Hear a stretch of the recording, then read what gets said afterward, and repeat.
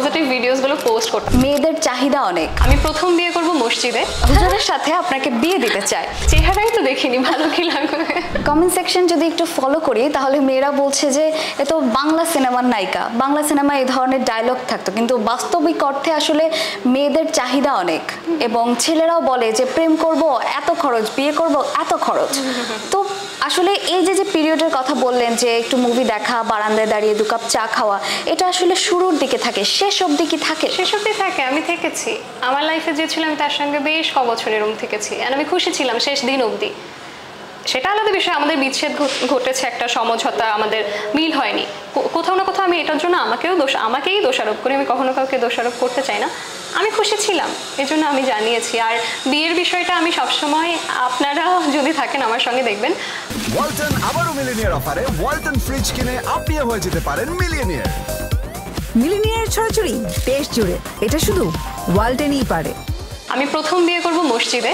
আমার খুব ইচ্ছে আমি একটা সাদা শাড়ি পরবো, আমি লাল ওড়না পরে খুব সিম্পল সেজে, যেরকমটা এখন থাকি, হয়তো বা সেম লাল কালার টিপ পরে বা ছোট্ট কোনো জুয়েলারি পরে আমি প্রথমে বিয়ে করব মসজিদে। এরপর আমার বিয়ের প্ল্যান আছে সেনাকুঞ্জে। আমি স্টেপ বাই স্টেপ তবুও খুব লিমিটেড মানুষজনকে নিয়ে বিয়ে করতে চাই, যারা আমার শুভাকাঙ্ক্ষী, যারা আমার খারাপ সময়েও পাশে ছিল, খারাপ সময় বদলে গিয়ে আমাকে নিয়ে সমালোচনা করেনি। আমি স্পেসিফিক কিছু মানুষদের দাওয়াত দিয়ে বিয়ে করতে চাই, খুব কম সংখ্যক। আচ্ছা, বোঝাই যাচ্ছে যে আপনি খুব সিম্পল একজন মানুষ এবং আপনার চাহিদা একদমই নেই বললেই চলে, খুবই সিম্পল। আপনাকে যদি কোনো একজন রিক্সাওয়ালা বিয়ে করতে চায় খুব ভালোবেসে, আপনি কি রাজি হবেন? কোনো রিক্সাওয়ালা তো খারাপ না, রিক্সাওয়ালা কি খারাপ মনে হয় আপনাদের? না না, খারাপ না, বলছি যে সে তো ভালোবেসে আপনাকে বিয়ে করতে চাইলে আপনি রাজি কিনা।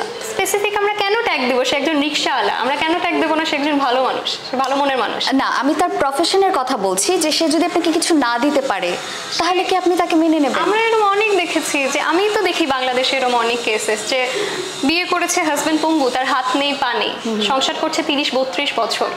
তো স্পেসিফিক আমরা রিক্সাওয়ালাকে ট্যাগ কেন দেবো? তারাও মানুষ, তারাও তাদের দিক দিয়ে করছে যতটুকু সামর্থ্য, এগিয়ে যাচ্ছে। কোনো প্রফেশনকে আমি ছোট করবো না, ওটাও চাকরি, ওটাও একটা জব। যারা বিলিয়নার তারাও চাকরি করছে, তো সব প্রফেশনই আমার কাছে সমান। তো রিক্সাওয়ালা বলে যে তাদের বিয়ে করা যাবে না, এরকম আমি মনে করি না। বিয়ে সবাই করতে পারবে, এখন ভাগ্যে, যার ভাগ্যে যে লেখা থাকে। আপনি কি করবেন যদি আপনাকে প্রপোজাল দেওয়া হয়? যদি আমাকে প্রপোজাল দেয়া, ওই যে আমি বারবার বলেছি, রিক্সা চালানো ব্যতীত তার মাঝে কোনো প্রতিভা থাকবে, আমি আগে তাকে সেই প্রতিভা ইউটিলাইজ করে সেই দিকগুলোতে তাদেরকে এগিয়ে দিতে চাই। এর মাঝে তাকে যদি আমার কাউকে ভালো লেগে যায় আমি অবশ্যই আপনাদের জানাবো। তবে এখন যারা সিঙ্গেল ছেলেরা আছে তাদের জন্য কিন্তু অনেক বড় একটা সুযোগ, তো কেউ মিস করবেন না এটা।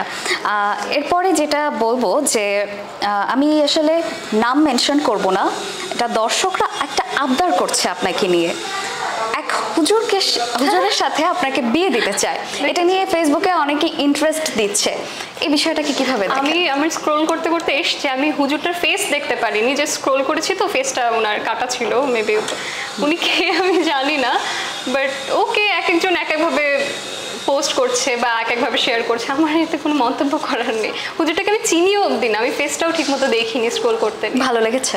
চেহারাই তো দেখিনি, ভালো কি লাগবে। আচ্ছা, আমরা একদম শেষের দিকে চলে এসেছি, তো শেষ সময় বলবো যে আপনি দর্শকদের জন্য কি কি কাজ নিয়ে আসছেন সামনে? দর্শকদের নিয়ে আমার সামনে বেশ কটা নাটক আসছে, আমি অলরেডি কাজ চালাচ্ছি, এবং আমার প্ল্যান আছে খুব জলদি আমি সাংবাদিকতায় যুক্ত হব, এবং আমি এটার উপর বিভিন্ন ধরনের কোর্স 2 বছর ধরেই করে যাচ্ছি আমার পড়াশোনার পাশাপাশি। তো ইনশাল্লাহ আমার জার্নালিজম নিয়ে কিছু করার প্ল্যান আছে, আমার সামনে কিছু নাটক আসছে, কিছু ওভিসি টিভিসি আসছে, সামনে বেশ কটা কাজ আসছে। তো সকলে আমার জন্য দোয়া রাখবেন, কাজগুলো ভালোভাবে যেন আমি করতে পারি, এবং যারা আমার প্রত্যেকটা সিচুয়েশনে আমার সঙ্গে ছিলেন, পাশে ছিলেন, তাদেরকে অসংখ্য ধন্যবাদ। এভাবে আমার সঙ্গে থাকবেন, পাশে থাকবেন এবং আমার জন্য দোয়া রাখবেন। আচ্ছা, আপনাকেও আমরা ওয়েলকাম করছি আমাদের সেক্টরে।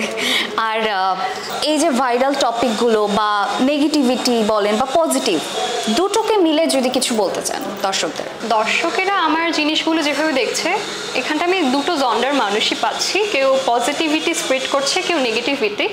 যারা নেগেটিভিটি স্প্রেড করছে এরাও এক সময় আমার পজিটিভ ভিডিওসগুলো পোস্ট করতাম, ম্যাক্সিমাম, সকলে না, পোস্ট করতো।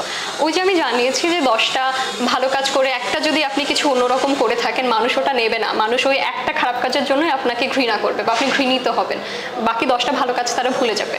তো যারা আমাকে নেগেটিভ করছে বা নেগেটিভিটি স্প্রেড করছে তারা আমার বেশ কটা ভালো কাজ হয়তো বা ভুলেই গিয়েছে, যদি আমি তাদের থেকে কিছু আশা রাখছি না, শুধু বলছি তোমরা যা করছো তোমাদের দিক দিয়ে, আমার এতে কোনো মন্তব্য করার নেই, কিন্তু শুধু বলবো সকলে আমার জন্য দোয়া রেখো। আর যারা আমার পজিটিভ ফ্যান্স, যারা সবসময় আমি সাপোর্ট করে থাকো, এভাবে আমার পাশে থেকো, সঙ্গে থেকো এবং আমার সাথে থেকো।